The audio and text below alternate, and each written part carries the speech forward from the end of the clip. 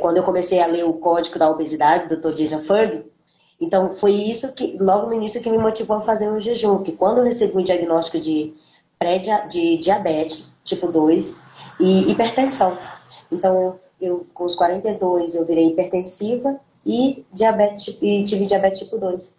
E quando o médico disse lá para mim, olha, a senhora vai ter que tomar metformina o resto da vida.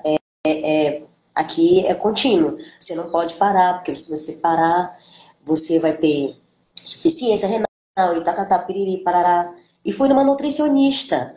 E eu fui na nutricionista, eu voltei com um texto desse tamanho, né? Para quem era diabético. Nossa, ó, você vai ter que ter um leitinho pro diabético, que para fortalecer. Eu tava com fraqueza, com tontura. Depois da metformina, eu comecei a sentir um monte de sintomas ruins. Era tontura, era mal-estar, fraqueza, não conseguia ficar muito tempo fazendo as minhas coisas.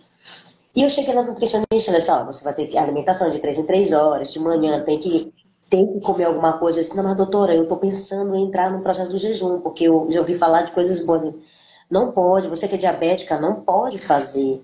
Porque você não pode ficar sem comer, porque se você ficar sem comer, você vai poder desmaiar, você vai passar mal e tal. E à noite, ainda tem o desejão da noite, né? Você quer comer uma maçã, qualquer coisa antes de dormir. Eu vim com esse papel para casa, assim, fui pensando, né, em um monte de coisa. E aí eu ouvi falar do Dr. Jason Fung, dele do jejum para diabético tipo 2, e eu fui pesquisar.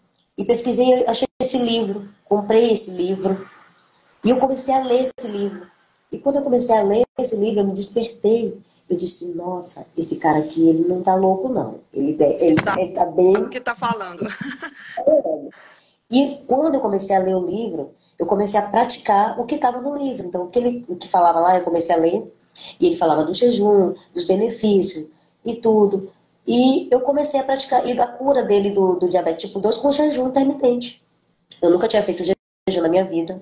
Nunca tinha praticado isso, porque para minha família isso é um absurdo. Isso é coisa de louco, isso é coisa Então, eu já estava com isso impregnado na minha mente. Mas depois que eu li o livro, eu me despertei para pesquisar mais.